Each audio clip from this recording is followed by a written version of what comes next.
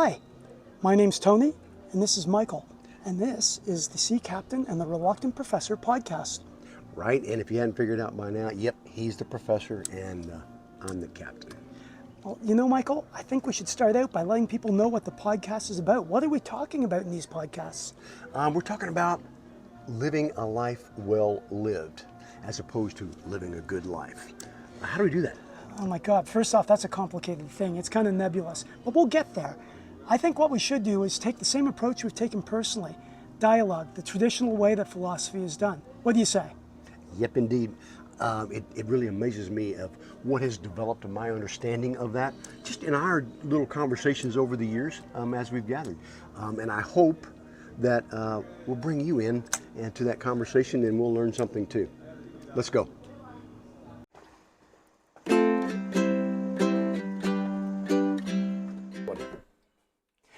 Well, here we are. We're on board Michael's boat.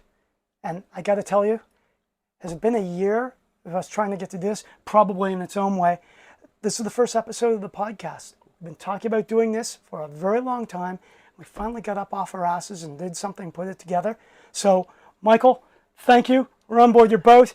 Here we are finally. It has been a journey, but that's kind of the whole point of it. Exactly. So in this episode, we thought, well, where's a better place to start than at the beginning?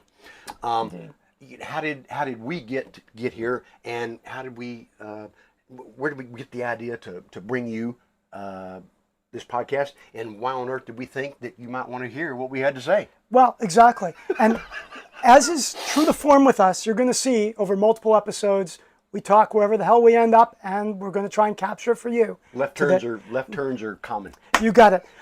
But the first meeting was in a swimming pool. It was in a swimming pool in a developing country. That's just a lovely place and wonderful people there. And as I recall, I was trying to escape the heat because, my God, I've been suffering. I love the tropics, but I've been suffering. And I was in the water, and you were sitting on the side of the pool. With a beer. There were beers involved, of course. And Michael, I don't know, maybe for the folks who are watching, it'd be great for you to give a brief background of where you came from, because I know that's what started the whole dialogue between us as well. It did. I'm not really sure how we tripped on that particular thing, but we all talk about the big things in our life and what makes who we are. There was a point when and I still do to some degree, but I identify as what makes me is U.S. Navy explosive ordnance disposal diving officer. And Holy crap, that's a lot. It is.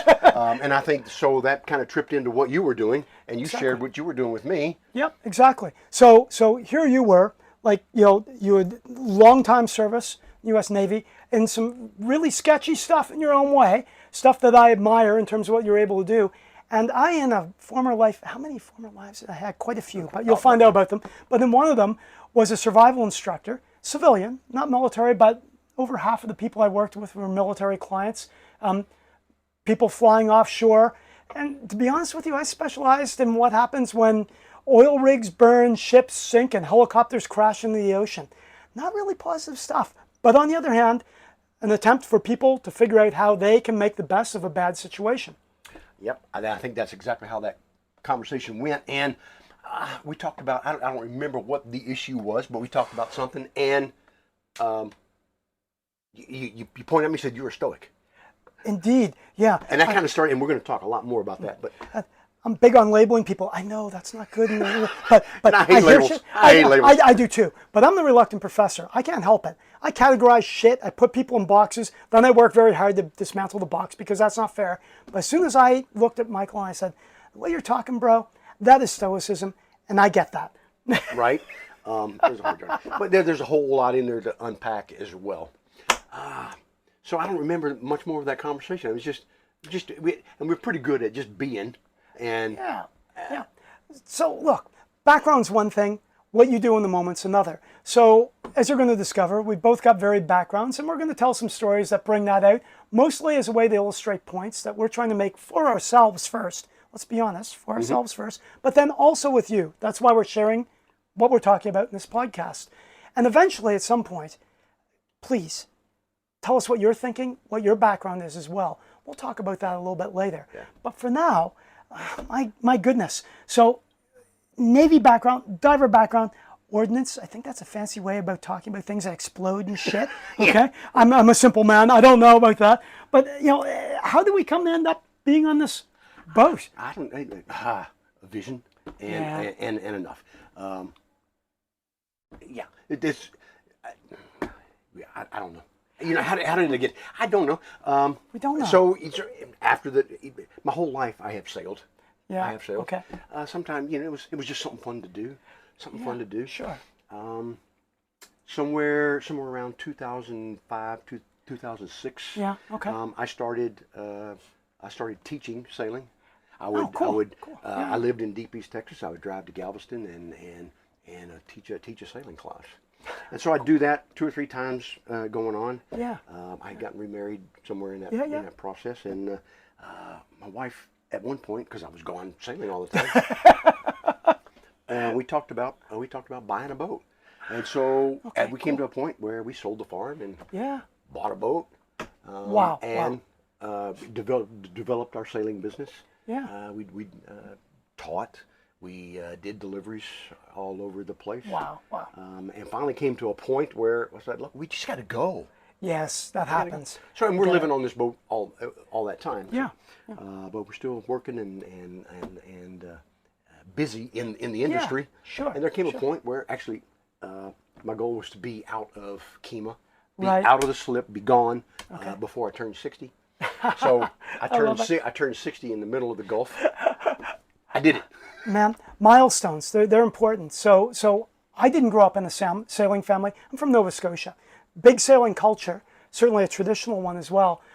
I became passionate about sailing because I went to the public library and read some books. Public libraries matter.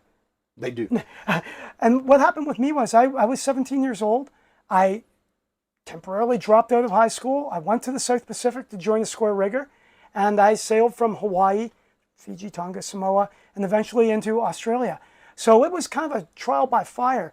And for me, sailing has always involved a bit of wilderness, but it's always involved working with other people. Square riggers are a big team sport, in essence. They don't think of it as a sport. It's a sport. It's a big team sport.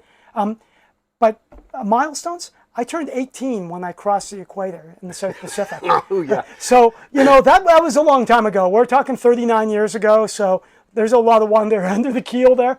But like you, I also live on a sailboat. I live on board with my spouse, and I've got a teenage daughter as well on board on a 38-foot boat. I mean, that should lead you to question my judgment already. But I'm doing it. We're making the best of it. We don't have any land-based assets. What we do is we live on board our boat, and the vast majority of what we own is on board there. And that's how we live our lives. And so, you're right there. And as we go along, you're going to learn. My Navy career and my sailing career is not all about who I am, and it's not the totality of what has gotten me to where we get to this conversation. I think the big question we asked, and we've asked for the last 3 years as we've met. The key question is, what is a life well lived? Now, we got to define that, right? So there's a difference, right, between a life well lived and living the good life. Yes, exactly. And being the reluctant professor, I'm big on definitions because then we can try to understand things, or at least I can. I need a little bit of structure. Michael doesn't need the same structure. I need some structure. So when I think about a life well lived, I think about process. I think about how we make decisions, how we deal with what gets thrown at us. We're actually in control of very little, except we are very much in control of how we think, feel, and then act upon what happens to us. And because of that, it's very different than just the outcomes. So, when people say living the good life, they usually mean all the shit that we have enjoyed in the past as well. You're eating the big house, the fancy wine, exactly. The big meal, fat cigars. Yeah, the meal that no one in the right mind should be eating, but you do anyway. The good life. Yeah, and that's good, and there's nothing wrong with that. And yet, there is more. Or at least we believe there's more, and we're willing to strive for a little bit more. So, what happened with me at least is at one point, I had a little bit of prestige. Not a lot, but enough where I could just strut my stuff. wear my fancy shoes and my nice shirt. Well, this is a nice shirt too, but nicer. Yeah. And I was dressed in the nines, and people would listen when I said shit. And, you know, like I'd meet people at the nice bars and the nice restaurants. And we had a reasonable car, and we had a little bit of property, and we had all that stuff. And then I had this nagging feeling that started to happen pretty much every night. I couldn't sleep at between 2 and 3 in the morning. Always seems to be at that point. I thought to myself, damn, is this it? Because at that point, I was in my 40s, and it felt like that wasn't enough. But more of the same wasn't going to fix it either. And then I started to actually dig a little bit deeper. Damn, wasn't that difficult. But on the other hand, it kind of straightforward and reasonable at the same time. Yeah. You know, life is messy, and how we get to where we are is going to be messy. You got to pay attention to the boats going around. Oh my goodness! Yeah, there goes a sailboat. Yeah. Oh, that's Josh. Yeah. It's not that one's reasonable. Yeah. Okay. Where were we? Oh, so, no, right. So, you know, I know you like architecture. Mm-hmm. And again, you asked me, how did I get here? Well, it was a pretty messy path. But all along the way is there was not one piece of that path that wasn't important to how we got here. Yeah. Because at the end of the day, wherever you go, there you are. You got it, man. And you know, people talk about, you know, how to live their lives and what have you. I think of it as crafting. I also came from a background way back in the day of being a cabinet maker. So I was formally trained to build fine furniture. Really liked antique reproductions. Turns out, hard to earn a living doing that. I chose not to anymore.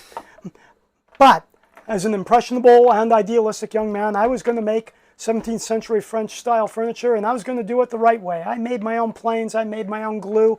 Oh my God, it was beautiful stuff, and no one was willing to pay for that. So life is what you get, and then how you deal with that to a large extent. That doesn't mean goals aren't useful and aspirations.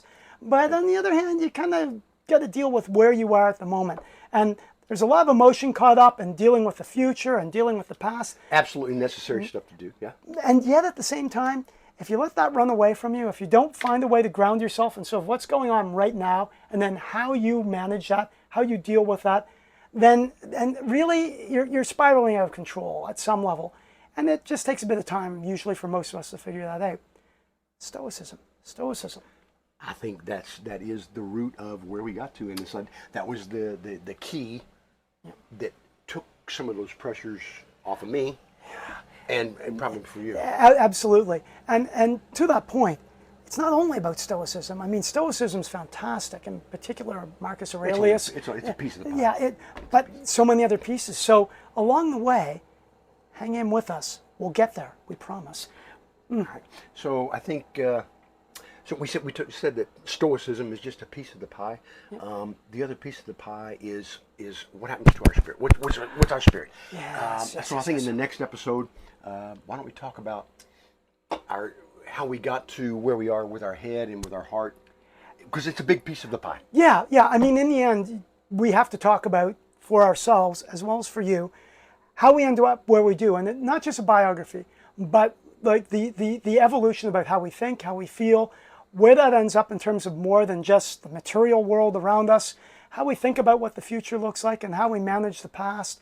We've got to come to that stuff. Promise it won't be too woo, but there's got to be a bit of it, because it's all part of the same piece. It is. Yeah? It is, dude. All right, friends. We'll see you around. Bye for now.